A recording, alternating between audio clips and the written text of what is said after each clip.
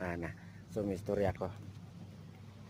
So hello mga ka-Nature Adventure. So nata karon sa 360 degree view. Sa ganito? Resort.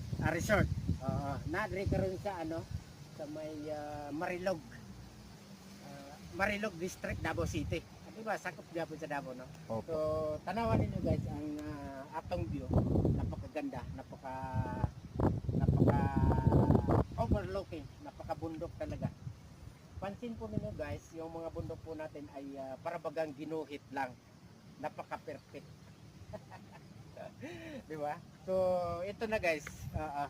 Salamat sa videographer natin. Pero huwag po kayo mag-alala guys dahil nag-volunteers lang po siya. Tinutulungan po tayo pang sa ganun po ay makita po ninyo ang kagandahan po ng kanilang lugar. So sa lahat po ng mga followers po natin taga Davao City, pwede po kayo pumunta dito. Mura lang naman po ang entrance. Per head is 100 pesos. Hindi na po kayo masasayangan yan.